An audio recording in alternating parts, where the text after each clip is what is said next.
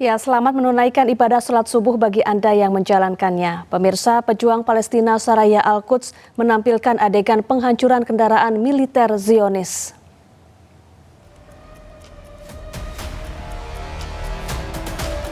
Bom rakitan berdaya ledak tinggi ini dirakit dengan cermat untuk kemudian dipersiapkan sebagai ranjau darat. Adegan penghancuran ini direkam langsung oleh para pejuang Palestina Saraya Al-Quds. Mereka meledakkan kendaraan militer Zionis dengan bom ranjau berdaya ledak tinggi di kawasan timur Al-Shujaya di kota Gaza. Serangan oleh Saraya Al-Quds ini merupakan yang kesekian kali yang dilakukan secara sporadis dengan target militer Israel.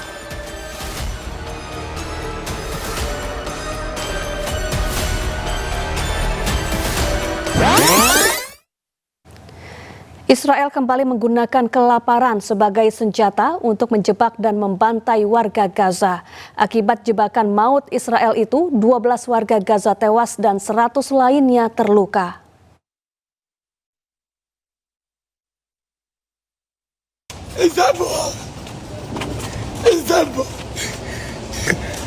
Seorang ayah hanya bisa menangis saat membawa jenazah anaknya ke sebuah rumah sakit di Khan Younis, Gaza Selatan.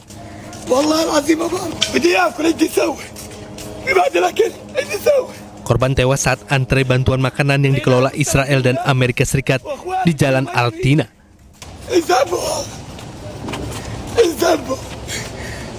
Sambil menangis, ayah korban bercerita, sebelumnya korban pergi mencari tepung ke pusat distribusi bantuan agar keluarganya bisa bertahan hidup di tengah kelaparan akut yang melanda Gaza.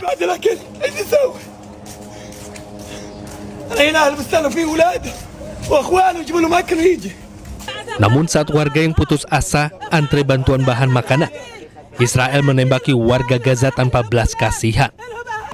Akibat kekejaman Israel yang menggunakan bantuan kemanusiaan sebagai perangkap maut ini, 12 warga Gaza tewas dan 100 orang lainnya terluka.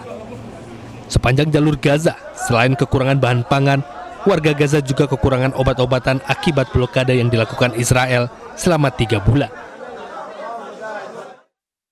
Ya, lebih dari 3 bulan di blokade Israel, lebih dari 2 juta warga Gaza menderita kelaparan. Setiap hari warga Gaza berupaya mencari dapur umum di pusat-pusat bantuan kemanusiaan agar bisa bertahan hidup.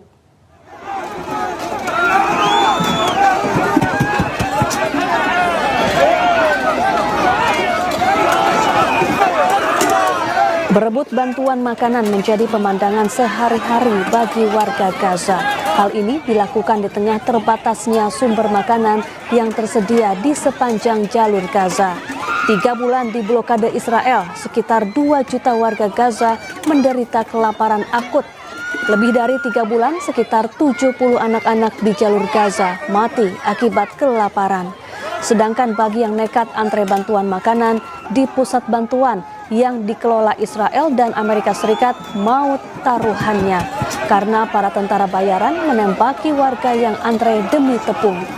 Perserikatan Bangsa-Bangsa berkali-kali mengecam Israel karena menjadikan kelaparan sebagai senjata untuk melemahkan dan membunuh warga Gaza secara perlahan.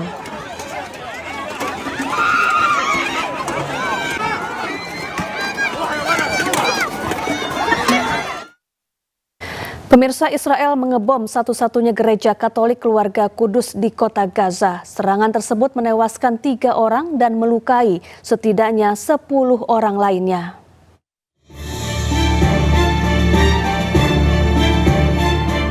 Sebanyak 3 orang tewas dan 10 lainnya terluka dalam serangan udara Israel yang menghantam gereja Katolik keluarga Kudus Deir al-Latin, satu-satunya gereja Katolik di Gaza. Di antara mereka yang tewas, 1 terkonfirmasi bernama Sad Salama, berusia 60 tahun, dan Fumia Ayat, seorang lansia berumur 80 tahun. Rekaman menunjukkan sejumlah korban luka langsung mendapatkan perawatan medis. Pastor Paroki Gabriel Romanelli yang dilaporkan menerima panggilan telepon setiap hari dari Paus Fransiskus, pendahulu Leo, termasuk di antara korban luka.